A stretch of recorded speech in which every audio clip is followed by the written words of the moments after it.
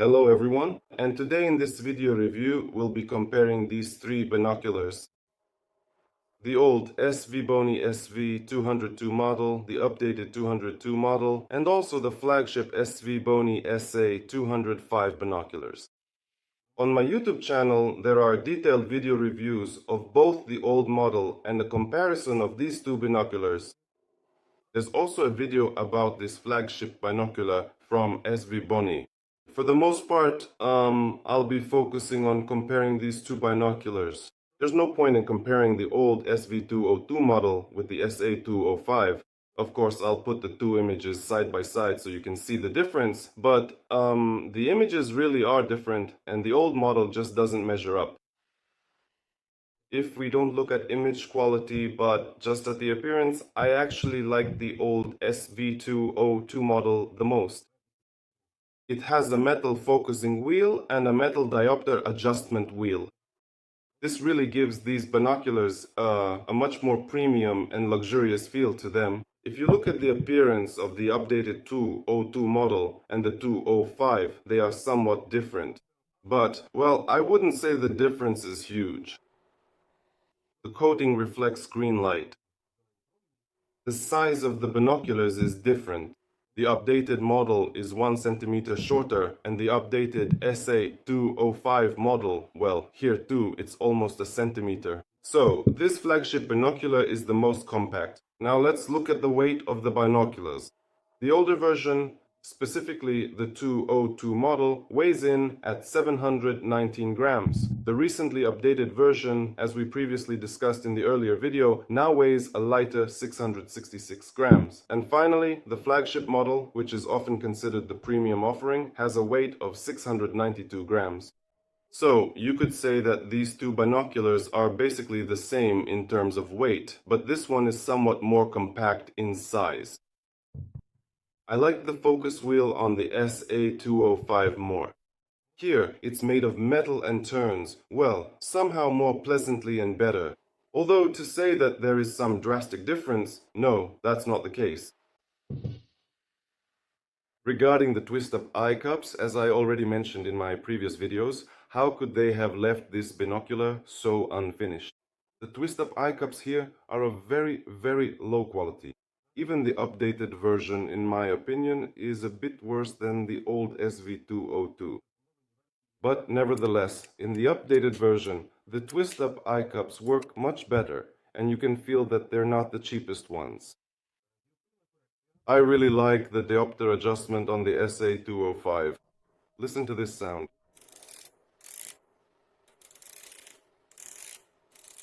This kind of clicking gives the binoculars a sort of premium feel. Although, well, it's probably a pretty cheap mechanism and there's nothing special about it, but it's still a plus for the binoculars. In the SV202, well, it's made in a way that feels very, very cheap. That is, the twists are made with better quality than in this binocular, but the diopter adjustment is very, very cheap. This video was shot in the fall of 2025. And at the moment, the updated version of the SV202 costs $140, while the flagship SA205 costs $206. So the difference is about $60. It doesn't seem like much, but it's there. And here comes the question. Is it worth paying extra and buying this binocular that costs $200? Or can you settle for a kind of golden mean? And you won't lose anything, but you'll save $60.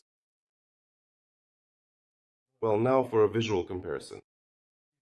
All the binoculars were filmed during the same period, within about an hour. That's why I believe the comparison of these binoculars is objective and unbiased. Many people wrote in the comments that the old SV202 model has higher contrast and more saturated colors.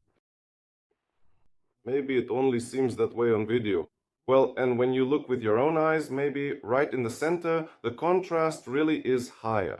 But we are looking at the image as a whole from edge to edge.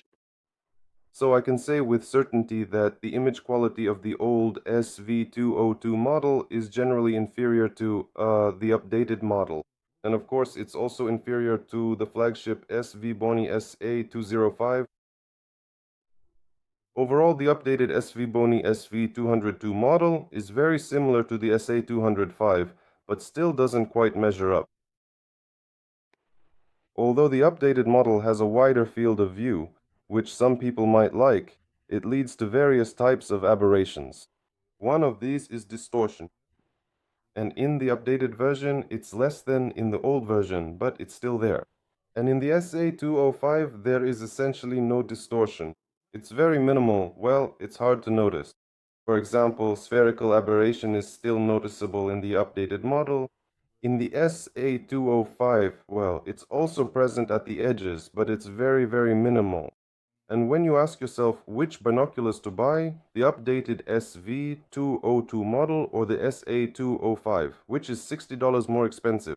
Well, think carefully, because you might regret it later if you still have that slight blurring of the image at the edges.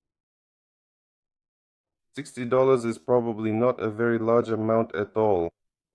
Everyone can calculate for themselves how much money they spend when they go to the supermarket and shop there, for example, for a week. And also keep in mind that the SA205 is much more compact, and it's probably much more convenient to take it with you on a hike in the forest or on some excursion. And now a question for you. Who has already had experience with the SA205 binoculars? Please share your impressions. Which similar binoculars can it be compared to in terms of image quality and price? I also noticed that the best way to convey the difference in image quality is not by shooting video through the binoculars, but by taking photographs.